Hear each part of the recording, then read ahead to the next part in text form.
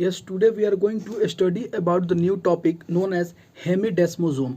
हेमिडेस्मोसोम्स के बारे में पढ़ेंगे, जैसे कि इसके पहले हम पढ़े गैम जंक्शन के बारे में, टाइट जंक्शंस के बारे में। अब हम पढ़ेंगे हेमिडेस्मोसोम्स के बारे में। तो हेमिडेस्मोसोम्स नॉर्मली क्या करता है कि ये जो सेल है और उस सेल का जो अटैचमेंट है वो कराता है जो बेसमेंट मेम्ब्रेन है, और चाहे इसको कह सकते हैं बेसल लैमिना के साथ, मतलब जो कनेक्टिव टिश्यू और क्या है जो सेल्स के बीच में जो गैपिंग होता है, जो बेसमेंट मेम्ब्रेन है, और चाहे अगर मान लीजिए कि बहुत एक्स्ट्रा सेलुलर फ्लूइड्स है, जो एक्स्ट्रा सेलुलर मेम्ब्रेन है, तो उसके साथ चाहे एक्स्ट्रा सेलुलर मैट्रिक्स के साथ अगर वो अटैचमेंट कराता है तो वो होते हैं हेमिडेस्मोसोम्स।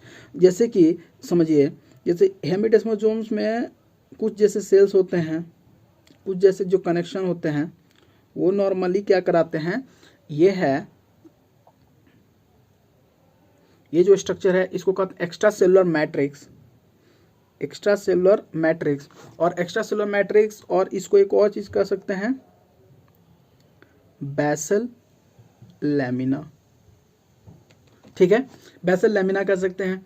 और इस बेसल लैमिना और ये जो प्रोटीन है जो इसको अटैचमेंट करा रहा है इसको कहते हैं इंटेग्रिन्स। इंटेग्रिन्स और इंटेग्रिन्स, ठीक है, ये हेमिडेस्मोसोम्स है और ये इंटेग्रिन्स इसको बाइंड कराता है बेसल लैमिना से। अब इसमें थोड़ा सा हम समझते हैं कि मान लीजिए कि ये नॉर्मली कैसे वर्क कर सकता है, और इसमें और जैसे कि जैसे ईसीएम जो है और चाहे जो बेसल लैमिना है, जो एक्स्ट्रा सेलुलर मैट्रिक्स में भी क्या होता है, नॉर्मली दो टाइप के अलग तरह से प्रोटीन होते हैं, वो इसमें जैसे कि सिर्फ ईसीएफ में प्रेजेंट होते हैं, और वो हैं जैसे लैमिनिन, एक होता है लैमिन। ठीक है, तो लैमिन से कंफ्यूज नहीं होना है, एक होता है लैमिन और एक होता है लैमिनिन। ठीक है, ध्यान देना है। लैमिनिन जो होता है वो ईसीएफ में होता है, और लैमिन जो होता है, जैसे मान लीजिए ये जो सेल है, ठीक है, और ये न्यूक्लियस है, तो इस सेल मेम्ब्रेन से और न्यूक्लियस का जो अटैचमेंट कराता है वो कराता है लैमिन। ठीक है, लैमिन, सिर्फ लैमिन। और लैमिनिन जो है वो एक्स्ट्रा सेलुलर मैट्रिक्स में होता है, एक्स्ट्रा सेलुलर मैट्रिक्स में है, और ये नॉर्मली जो है वो बेसमेंट मेम्ब्रेन में प्रेजेंट होता है, बेसमेंट मेम्ब्रेन में। और दूसरा जो प्रोटीन होता है वो होता है फाइब्रोनेक्टिन। फाइब्रोनेक्टिन, ठीक है। और ये जो फाइब्रोनेक्टिन होता है, ये जो मेजर कंपोनेंट होता है, इसका मेजर किसका होता है, interstitial ECM, interstitial extra cellular matrix. ठीक है, इंटरस्टिशियल का। और क्या होता है कि जैसे मान लीजिए ये जो लैमिनिन है, जो बेसमेंट मेम्ब्रेन है, इसके कौन कौन से जैसे प्रोटीन होता है, तो इसमें आ जाएगा, जैसे मान लीजिए कि ये है टाइप 4 कोलेजन। ठीक है, ये अटैचमेंट जैसे सेल को ईसीएफ से कराता है, जो मतलब जो बेसमेंट मेम्ब्रेन है, तो बेसमेंट मेम्ब्रेन जो है जैसे टाइप 4 कोलेजन हो गया। ठीक है, या कि उसको हेपेरिन सल्फेट की अगर बात करते हैं, हेपेरिन सल्फेट, और इसका जो अटैचमेंट कौन कराता है, लैमिनिन कराता है। ठीक है, इसका मेजर कंपोनेंट है लैमिनिन का, type 4 collagen and heparin sulphate, जो कि बेसमेंट मेम्ब्रेन में ये प्रेजेंट होता है। और ये नॉर्मली लैमिनिन क्या करता है, ये मॉड्यूलेट करता है सेल के प्रोलिफरेशन के लिए, ठीक है, डिफ्रेंशिएशन के लिए और उसकी मोटेलिटी के लिए। तो नॉर्मली ये क्या करता है, it also modulate, normally it modulate what, cell proliferation also. ठीक है, सेल प्रोलिफरेशन में मॉड्यूलेशन करता है, डिफ्रेंशिएशन करता है, डिफ्रेंशिएशन करता है, और चाहे सेल के उसके मोटिलिटी में भी ये क्या होता है, मॉड्यूलेशन करता है। ठीक है, तो ये इसका काम है लैमिनिन का।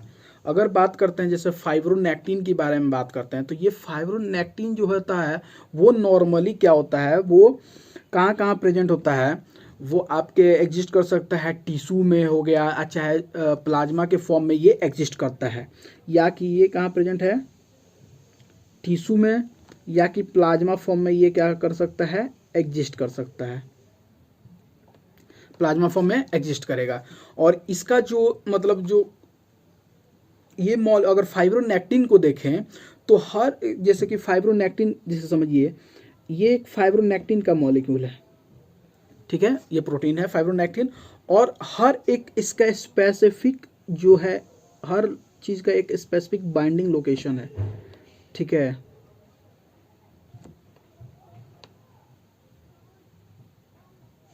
जैसे मान लीजिए कि हम कह रहे हैं स्पेसिफिक डोमेन है, जिससे कि वो एक अलग अलग स्पेसिफिक मॉलिक्यूल से ये जुड़ेगा। जैसे कि मान लीजिए ये डोमेन 1 है, समझिए ये डोमेन 2 है या डोमेन 3 है, हम एज्यूम कर रहे हैं, ठीक है, मान रहे हैं। तो ये जो डोमेन 1 से है, नॉर्मली वो किससे बाइंड करेगा, सिर्फ डोमेन 1 किससे बाइंड करेगा, कोलेजन से। तो ये यहाँ सिर्फ कोलेजन से ही बाइंड करेगा, ठीक है।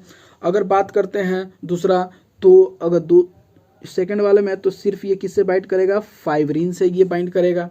अगर तीसरा बात करते हैं, ये तीसरा किससे बाइंड करता है, तो ये नॉर्मली किससे बाइंड करेगा, हेपारिन से बाइंड करेगा। और जैसे मान लीजिए कि ये फोर्थ वाला जो पार्ट है, ठीक है, ये फोर्थ जो पार्ट है किसका, फाइब्रोनेक्टिन का, वो बाइंड कर रहा है किससे, प्रोटियोग्लाइकेन से साथ, प्रोटियोग्लाइकेन के साथ, ठीक है। तो ये तो आपका दिखाया है जो ईसीएफ में फाइब्रोनेक्टिन का क्या काम है, लैमिनिन का क्या काम है। और नॉर्मली जैसे कि फाइब्रोनेक्टिन का अगर फंक्शन की अगर बात करें, तो नॉर्मली जैसे मान लीजिए इन्फ्लामेशन होता है, चाहे चोट लगता है, तो उसमें क्या होता है कि वुंड हीलिंग होता है, ठीक है। वुंड हीलिंग में भी ये रिस्पॉन्सिबल होता है। क्या, कैसे, वुंड हीलिंग में ये रिस्पॉन्सिबल होता है। कारण क्या होता है कि वो इसका फोल्डिंग बनाता है, उस प्रोटीन वहाँ पे क्या कर सकता है, जो ईसीएफ में इस जो एक्स्ट्रा सेलुलर मैट्रिक्स है, वहाँ पे ये जो फाइब्रोनेक्टिन है वो डिपोजिट हो जाएगा, वहाँ पे प्रॉपर एंजियोजेनेसिस कराता है, अच्छा रीएपिथेलियाइजेशन कराता है, ठीक है, मतलब जो इपिथेलियल टिश्यू का रीग्रोथ कराता है, रीजनरेशन कराता है। तो इसका जो काम है, ठीक है, मेनली 3 है। जैसे कि यहाँ पे वुंड हीलिंग के लिए क्या चाहिए कि आप जो है ईसीएम जो है एक्स्ट्रा सेलुलर मैट्रिक्स जो है वहाँ पे डिपोजिशन हो गया, एक्स्ट्रा सेलुलर मैट्रिक का डिपोजिशन यहाँ पे हो गया। और फिर क्या हो गया, एक्स्ट्रा सेलुलर मैट्रिक डिपोजिशन हुआ, फिर एंजियोजेनेसिस जो कराना है, तो उसके लिए भी कौन रिस्पॉन्सिबल है, ये फाइब्रोनेक्टिन। और फिर वहाँ पे जो इपिथेलियल फॉर्मेशन कराना है, फिर से इपिथेलियल का फॉर्मेशन कराना है, तो इसको कहता है रीइपिथेलियाइजेशन। तो इसके लिए कौन सा रिस्पॉन्सिबल होता है, फाइब्रोनेक्टिन, ठीक है। तो ये तो नॉर्मली हम पढ़ लिए हैं लैमिनिन और फाइब्रोनेक्टिन के बारे में। अब बात करते हैं जो हम जो मेन मॉलिक्यूल के बारे में, जैसे इंटेग्रिन्स के बारे में अगर बात करते हैं, तो वो इंटेग्रिन्स के बारे में हम लोग पढ़ें। ये इंटेग्रिन्स क्या करता है कि सेल को किससे बाइंड करता है, बेसल लैमिना के साथ। जैसे कि इसको समझिए, जैसे कि अगर मान लीजिए कि जो ये ब्लास्टोसिस्ट के बारे में हम लोग बात किए थे इसके पहले, ठीक है, कि मोरुला को ब्लास्टुला में जैसे डिफ्रेंशिएशन है, चाहे उसकी एम्ब्रायोजेनेसिस है, वो नॉर्मली कौन करा रहा है, इकैडरीन करा रहा है। अब यहाँ पे देखिए, जैसे मान लीजिए ये इंडोमेट्रियम का लेयर है, ठीक, ये इंडोमेट्रियम का लेयर है, और यहाँ पे ये ये आया, ठीक है, कौन सा, ब्लास्टोसिस्ट आया, ठीक है, समझिएगा इसको ध्यान से, ये ब्लास्टोसिस्ट आया, लेकिन ब्लास्टोसिस्ट एकदम क्लोज अप्रोक्सीमेट में आया, एकदम एकदम पास आया है, ठीक है, लेकिन इससे अटैच नहीं है वो, ठीक है। इस जो एंडोथेलियम लेयर है, इससे वो अटैच नहीं है, ज्वाइन नहीं हुआ है, ठीक है। अगर ये ज्वाइन नहीं हुआ है लेकिन एकदम पास पास है, तो इसको कहते हैं एपोजिशन, ठीक है। इसको क्या कह सकते हैं, इसको कहते हैं एपोजिशन। तो सबसे पहले अगर ब्लास्टोसिस्ट को क्या होना है, इम्प्लांट होना है, तो सबसे पहले क्या होता है, एपोजिशन होता है। और वो एपोजिशन के लिए कौन से प्रोटीन की जरूरत पड़ती है, सेलेक्टिन, सेलेक्टिन की जरूरत पड़ती है, ठीक है। तो फर्स्ट स्टेप है। दूसरा स्टेप क्या हुआ कि ये तो क्या हुआ, इससे अटैच हो गया, ठीक। तो इसका जो अटैचमेंट होता है इसको कहते हैं अडेशन। क्या कहते हैं? अडेशन। अब ये ब्लास्टोसिस्ट क्या हुआ, इंडोमेट्रियम के साथ क्या हुआ, अटैच हुआ।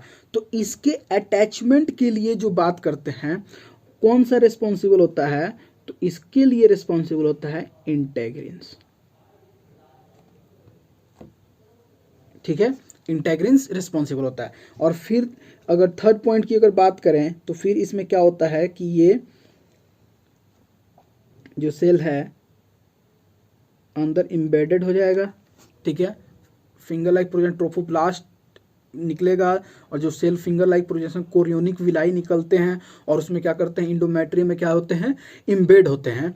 तो इसके लिए जो रिस्पॉन्सिबल, इसको कहते हैं हम लोग इन्वेजन। ठीक है, और इस इन्वेजन के लिए कौन रिस्पॉन्सिबल होता है, तो यहाँ पे अनदर प्रोटीन आता है जिसका नाम है मिटेलो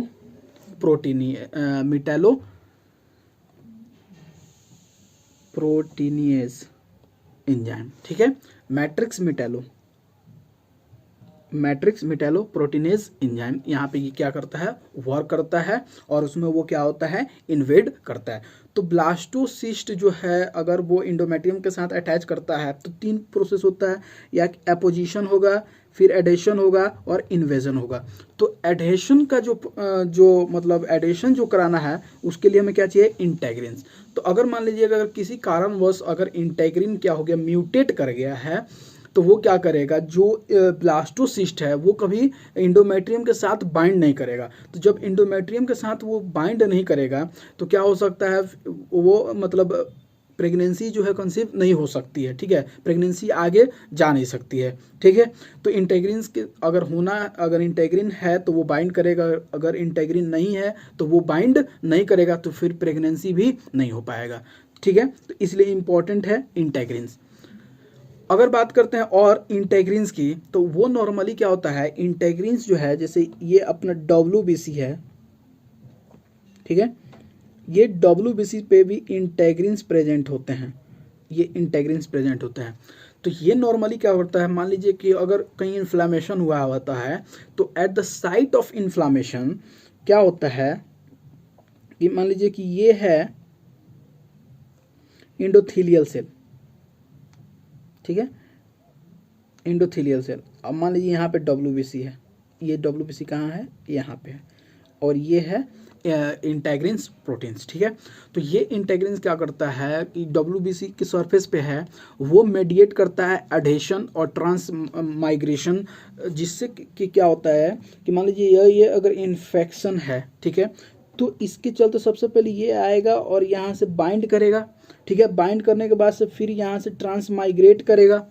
तो इसके बाइंडिंग के लिए एंडोथेलियम से वो क्या करे, अडेशन हो। ठीक है, तो इसके लिए हमें क्या चाहिए, इंटेग्रिन्स। तो WBC पे इंटेग्रिन्स होता है, वो इंटेग्रिन्स क्या होता है, इसके एंडोथेलियम से क्या करता है, इसको अडेयर करता है, और अडेयर होने के बाद जो फिर ये बाहर आएगा, ट्रांसमाइग्रेशन जो होता है बाहर आएगा, फिर वो WBC और उस पैथोजन पे चाहे वो इन्फेक्शन पे ये वर्क करेगा। तो उसके लिए ट्रांसमाइग्रेशन के लिए क्या चाहिए, इंटेग्रिन्स चाहिए। और ये नॉर्मली कब होता है, इन्फ्लामेशन के समय। ठीक है, ये नॉर्मली कब होता है, इन्फ्लामेशन के समय ऐसा होता है। ये जो चीज़ है नॉर्मली हम लोग इंटेग्रिन्स के बारे में पढ़ें। अगर मान लीजिए अगर यही इंटेग्रिन्स में अगर म्यूटेशन होता है, चाहे हेमिडेस्मोसोम्स में अगर ये म्यूटेशन होता है, चाहे इंटेग्रिन्स में अगर ये म्यूटेशन होता है, तो नॉर्मली क्या होगा, एक डिजीज होता है जो स्किन डिसऑर्डर है। ठीक है, ये स्किन डिसऑर्डर का कारण बनेगा, और उस स्किन डिसऑर्डर को क्या कहेंगे, बुल्लस पेम्फिगोइड का ये कारण बनाएगा। ठीक है, इसमें टेंस बुल्ला बनेगा शरीर पे। ठीक है, thanks for watching and please do subscribe and like my channel. Thanks for watching.